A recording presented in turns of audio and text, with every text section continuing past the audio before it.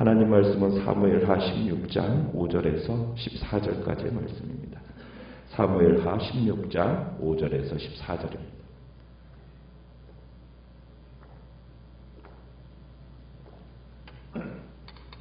사무엘하 16장 5절입니다.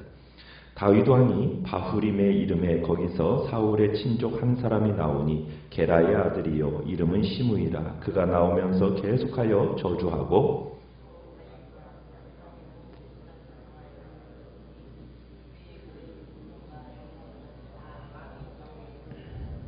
시므이가 저주하는 가운데 이와 같이 말하니라. 피를 흘린 자여 사악한 자여 가거라 가거라.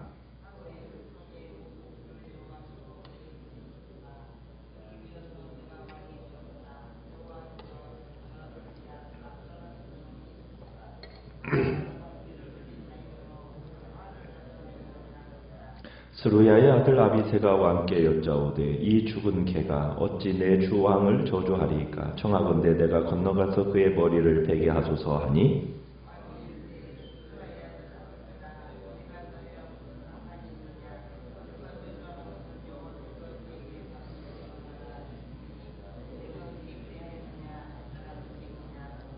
또 다윗이 아비새와 모든 신하들에게 이르되 내 몸에서 난 아들도 내 생명을 해하려 하거든. 하물며 이 베냐민 사람이랴. 여호와께서 그에게 명령하신 것이니 그가 저주하게 버려두라.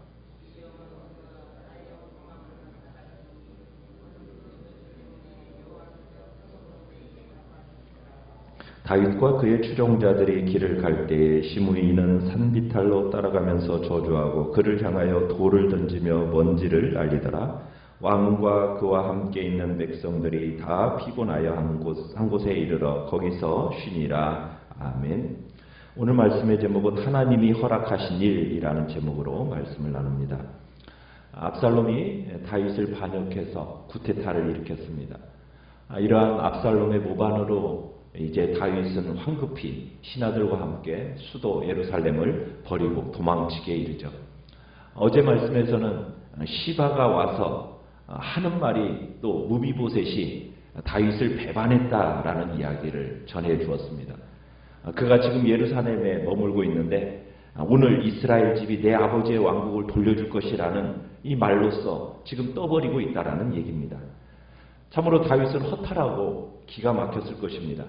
참으로 막막했겠죠.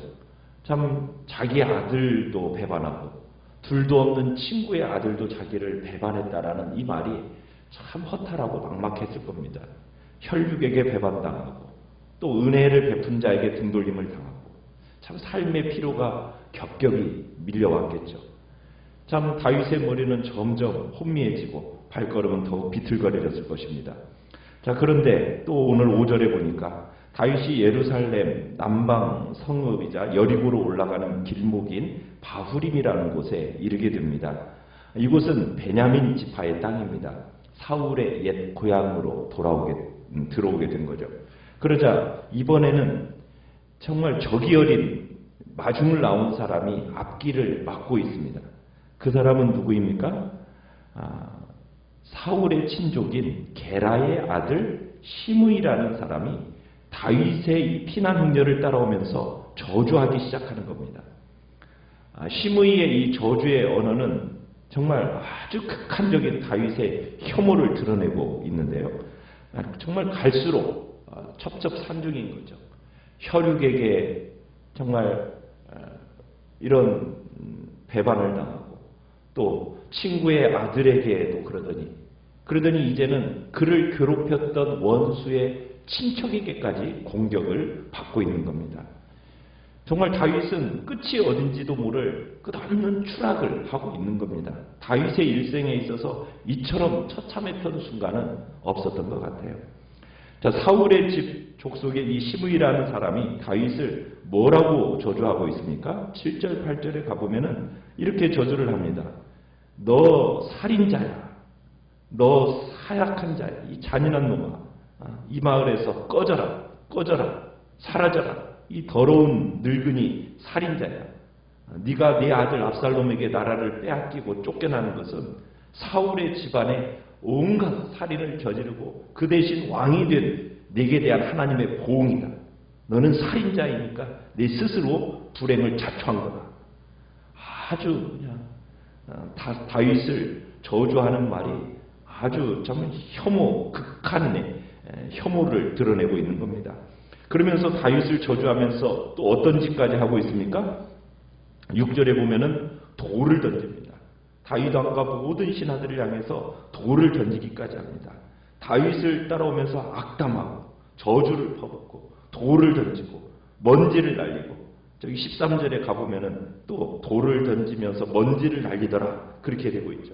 그러니까 모든 백성들과 용사들은 다 왕의 좌우위를 이렇게 옹유하면서 걸어가고 있는데, 지금 그런 일들을 벌이고 있지만 맞대응을 하지 않습니다. 그냥 잠잠히 걷고 있을 뿐입니다. 자, 시므이라는 사람은 사울 집 사람입니다. 다윗 때문에 지금 이 사람은 뭐라고 생각하는 거예요? 다윗 때문에 사울 집안이 왕의 자리를 빼앗겠다라고 생각하는 거죠. 그래서 피난 가고 있는 이 다윗을 보고서는 그동안 참고 있었던 모든 욕과 저주를 퍼부어대는 겁니다. 다윗의 참담한 이 전략이 지금 이렇다는 거예요. 사울 왕을 피로 폐위시키고 왕자를 빼앗은 죄악으로 인해서 하나님께서 지금 너에게 응징하는 거다, 이렇게 지금 얘기하는 겁니다. 시므이가 한 말이 맞습니까? 다윗은 그렇지 않았죠. 사울이 기름 부음 받은 자라는 이유로 정말 어떻게 했습니까? 사울을 죽이려 하지 않았습니다. 다윗 때문에 사울의 집안이 망한 게 아니었죠. 그렇지 않습니까? 다윗은 사울을 죽이지도 않았고 죽일 마음도 없었어요. 다윗을 죽이려 했던 자가 도리어 시므이의 친족인 사울이었지 않습니까? 그러니까 다윗은 번번이 하나님이 세우신 종이라는 이유로 그 하나만으로 사울에게서 칼을 거두어 드렸던 사람이 다윗이거든요. 얼마든지 사울을 죽일 수 있는 기회가 있었지만 그냥 사울의 옷자락만 그냥 베는 정도로 항상 자기의 마음을 전했던 사람이 바로 다윗입니다. 어떻게 보면은 사울이 죽은 것, 요나단이 죽은 것은 누구에 의해서 죽은 겁니까? 다윗이 아니라 블레셋 군대에 의해서 죽은 거거든요. 더 정확히 말하면 하나님이 사울을 죽이신 겁니다. 길보아 전투에서 어떻게 보면 사울의 가문은 멸문지하를 당했어요.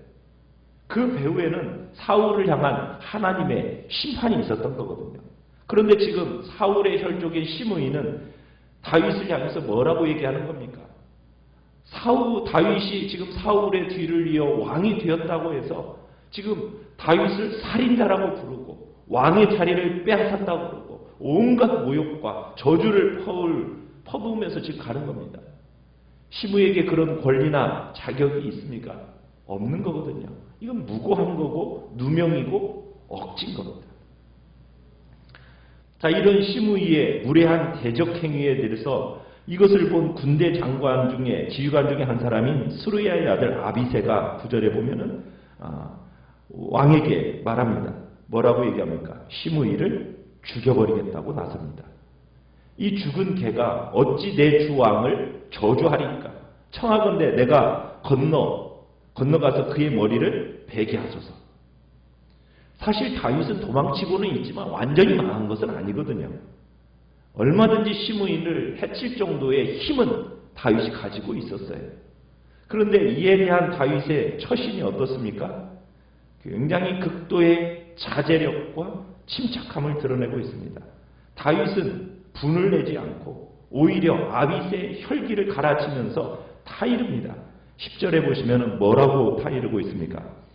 스루야의 아들들아, 내가 너희와 무슨 상관이 있느냐? 그가 저주하는 것은 여호와께서 그에게 다윗을 저주하라 하시니 내가 어찌 그리하였느냐 할 자가 누구겠느냐? 시므이의 말이 옳다는 겁니다. 그는 나에 관해서 진실을 말하는 거라는 거예요. 하나님이 그에게 나를 저주하라고 명령하셨다는 겁니다. 시므이는 지금 하나님의 저주를 전하는 대변인에 불과하다는 거예요. 그냥 내버려 두라는 거예요. 시므이의 저주 설교는 내가 들어야 할 하나님의 말씀이다, 이렇게 지금 얘기하고 있는 겁니다. 지금 다윗은 이 시므이가 떠들여드리는 이 소리 가운데서 하나님의 말씀을 들을 수 있었다는 얘기입니다. 다윗은 지금 이제 다윗의 어떻게 보면 본연의 모습으로 돌아가고 있음을 보게 됩니다. 지금 시므이의 이 말 속에서 자신의 최근의 모습을 직면하고 있는 겁니다. 딱 시므이의 저주를 딱 듣고 나니까 다윗은 자신이 저지른 그 모든 잘못들이 이렇게 되살아난 거예요. 하나님을 실망시켰던, 모든 사람들을 실망시켰던 그 부분들이 생생하게 되살아났던 겁니다. 얼마든지 다윗이 자기 방어적이 될 수도 있었어요. 다윗이 불타는 복수심으로 보일 수도 있었습니다. 그렇지만 다윗은 그렇게 하지 않았습니다. 다윗은 자신에 관한 진실에 직면했던 겁니다. 자신의 근본적인 신분이 뭔가? 그래, 내가 왕이 아니다. 나는 죄인일 뿐이다라는 것을 지금 하나님 앞에서 스스로 고백하고 있는 겁니다. 그래, 나는 오직 하나님의 자비에 의해서만 살아갈 수 있는 존재지 하면서 지금 그의 영혼을 적나라하게 하나님 앞에 드러내 보이고 있는 겁니다. 시므이의 저주를 통해서 들려주시는 하나님의 말씀을 듣고 있는 겁니다. 하나님의 절대적인 주권 빛 아래에서 시므이의 저주를 받아들이는 겁니다. 하나님께서 허락하시지 않았다면 이런 모욕적인 언사가 시므이의 입으로부터 나올 수가 없었다. 이게 지금 다윗이 생각하고 있는 바입니다. 이런 불쾌한 작은 사건 속에서도 다윗은 이 사건을 허락하신 분이 누구라고요? 하나님이라고 생각하고 하나님을 바라보고 있는 겁니다. 다윗은 지금 이 시므이의 저주를 인간의 저주로 보는 게 아닙니다. 하나님의 저주라고 보고 있는 겁니다. 그러면서 자신은 그런 하나님의 저주를 받아도 당연하다. 그런 식으로 자책하고 회한하면서 침착한 반응을 내포하고 있는 것이 지금 다윗의 모습인 거죠. 다윗은 이 시므이의 욕을 듣고 자기는 죄인이므로 더 심한 욕을 받아도 얻어먹어도 마땅하다. 이렇게 생각을 한 겁니다. 그래서 11절, 12절을 보십시오. 이렇게 얘기를 합니다. 내 몸에서 난 아들도 내 생명을 해하려 하거든. 하물며 이 베냐민 사람이랴. 여호와께서 그에게 명령하신 것이니 그가 저주하게 버려두라. 혹시 여호와께서 나의 원통함을 감찰하시리니 오늘 그 저주 때문에 여호와께서 선으로 내게 갚아 주시리. 내 몸에서 난 내 아들도 내 목숨을 노리고 있는 판에 지금 이 베냐민 사람이야 얼마나 더하겠는가. 그냥 저로 나를 저주하도록 그냥 내버려둬라. 하나님께서 나의 이 원통함과 억울함을 살펴보고 계실 것이다. 그러니 하나님께서 그의 저주까닭에 오히려 나에게 좋은 것으로 갚아주실 것이다. 그러니까 다윗은 모든 것을 수용하는 성숙한 믿음의 태도를 보이고 있는 겁니다. 정말 놀라운 인내력이고 포용력인 것이죠. 그러면서 자기의 소망을 밝힙니다. 뭐라고 소망을 밝혔습니까? 12절에서 혹시 여호와께서 나의 원통함을 감찰하시리니 오늘날 그 저주까닭에 선으로 내게 갚아주시리라. 그러니까 다윗은 일일이 대응하지 않고 있는 겁니다. 오로지 하나님만을 바라보고 하나님만을 의식하고 있는 거죠. 여러분, 이것이 이 피곤한 세상을 살아가는 다윗의 지혜였습니다. 내 헐풀이면 내가 감당할 것이고 내 원통함이면 하나님이 그 저주 까닭으로 도리어 내게 선으로 갚아주시겠지. 여러분, 이게 얼마나 놀라운 믿음의 고백입니까? 결국 사무엘하 19장 19절에 보면 시므이는 나중에 다윗 왕 앞에 엎드려 사죄를 청합니다. 그리고 다윗은 그를 용서합니다. 그러나 결국 시므이는 어떻게 됩니까? 다윗의 아들 솔로몬에 의해서 죽임을 당하게 되죠. 다윗은 지금 자기 아들이 자기를 대적하는데 하물며 원래 좋지 않은 관계에 있던 자라면 욕을 하는 것이 당연하지 않겠느냐, 이렇게 말을 하는 겁니다. 다윗은 하나님이 모든 것을 바로잡아 주실 것이다, 이 믿음이 있었던 거예요. 하나님이 절대적인 주권, 그 섭리의 빛 아래서 자신의 굴욕, 자신의 고난 다 이해했습니다. 그랬을 때 다윗은 시므이의 그 적개심, 분노, 이것들을 누그러뜨릴 수가 있었던 거죠. 우리는 악한 자를 직접 상대하지 않도록 우리는 주의해야 합니다. 왜냐하면 악한 자를 직접 상대하면 우리 또한 악한 자가 되기 때문입니다. 하나님께 맡겨버리십시오. 하나님이 오히려 더 좋은 것으로 상급을 주신다는 겁니다. 다윗은 모든 것을 하나님께 돌립니다. 자식도, 원수도, 모든 상황도, 그리고 자기를 따르는 부하들을 이끌고 계속 길을 갈 뿐입니다. 시므이를 향하여, 시므이는 13절에 정말 일정한 거리를 유지하면서 계속 돌을 던져대고 오물을 던져대고 쓰레기를 던져대고 저주를 던져대고 그거 그대로 다 받아들이면서 갔으니 얼마나 그 여정이 피곤했겠습니까? 그래서 14절에 가보면은 왕과 그와 함께 있는 백성들이 다 피곤하였다. 정말 얼마나 힘들었는지 요단 한 곳에 당도했을 때 무척 지쳐 있었다고 얘기합니다. 심신이 말할 수 없이 피곤했겠죠. 그러나 우리는 이 여정 속에서 왜 다윗이 하나님의 사랑받는 종이었는지를 보게 되는 겁니다. 왜 하나님께서 다윗에게만큼은 남다르게 각별한 은총을 베풀어 주시는지를 우리는 보게 되는 겁니다. 여기에서 우리가 피곤한 인생을 살아가는 믿음의 지혜를 우리는 터득한 사람을 보게 되는 겁니다. 우리의 인생고의 문제 허덕이고 계십니까? 오늘 여러분의 인생의 문제의 짐들이 정말 짓누르고 비수가 되어서 정말 가슴을 찌르고 불같이 되어서 정말 심령을 검게 태우고 있습니까? 다윗처럼 하나님만 바라보시기 바랍니다. 다윗처럼 하나님께 맡기시기 바랍니다. 환경을 탓하지도 마시고 다른 사람에 대해서 서운해하지도 마시고 오직 하나님만 바라보십시오. 하나님께로부터 오는 좋은 것을 기대하십시오. 그럴 때 우리의 피곤한 인생 속에서 피곤하지 않게 되고 활기차고 생기 있게 살아가게 될 것입니다.